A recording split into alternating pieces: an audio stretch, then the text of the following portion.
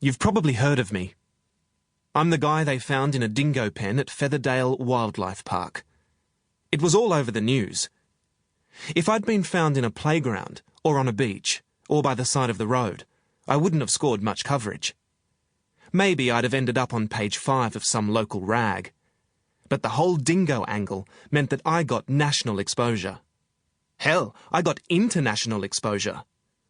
People read about me in all kinds of places, like England and Canada and the United States. I know because I checked. All I had to do was Google dingo pen, and pow, there I was.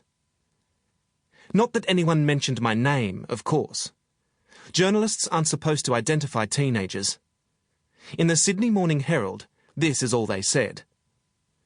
A 13-year-old boy is in a stable condition at Mount Druitt Hospital after being found unconscious in a dingo pen at Featherdale Wildlife Park in Sydney's west early this morning.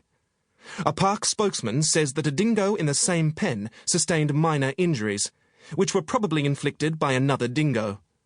Police are urging anyone with information about the incident to contact them. As you can see, it wasn't exactly a double-page spread. And just as well, too, because when I was found, I was in the buff. Naked. Yes, that's right. I'd lost my gear. Don't ask me how. I can't tell you how. All I know is that I'm the luckiest guy alive. Being Dingo Boy was bad enough, but being naked Dingo Boy would have been much, much worse. I wouldn't have survived the jokes. Can you imagine the kind of abuse I'd have copped on my first day back at school? It would have been a massacre. That's why I'm so relieved that nobody printed a word about the missing clothes, or the damaged fence, or the cuts and bruises. Either the newspapers weren't interested, or the police weren't talking. Both, probably. And I never told anyone that I was naked. Not even my best friends. Especially not my best friends. I mean, I'm not a complete idiot. So there I was, in the dingo pen at Featherdale Wildlife Park, and I don't remember a thing about it. Not one thing. I remember lying in my own bed at around 10 p.m, fiddling with a pen torch. And then I remember waking up in hospital. That's all. I swear to God I wasn't fiddling with a tube of glue or a bottle of scotch. It was an ordinary pen torch. Next thing I knew, I was having a CT scan. I was stretched out on a gurney with my head in a machine. No wonder I panicked. "It's all right. You're all right," people were saying. "Can you hear me? Toby, your mum's on her way." I think I might have mumbled something about breakfast. Then, as I tried to pull off my pulse oximeter, I was a bit confused. I was, in fact, semi-conscious.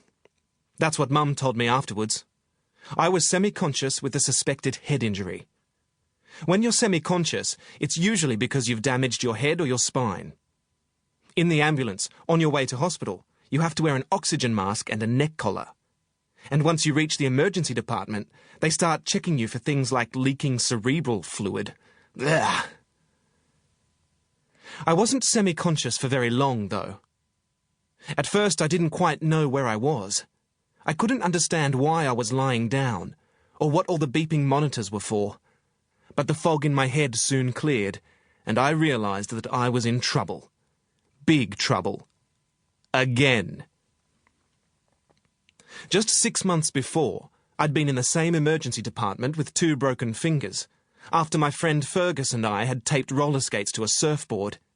I don't recommend grass surfing, just in case you're interested. It's impossible to stand up. So I recognized the swinging doors and the funny smell and the bed curtains. Even a couple of the faces around me were vaguely familiar. "What happened?" I asked, as I was being wheeled around like a shopping trolley full of beer cans. "Did I get hurt?"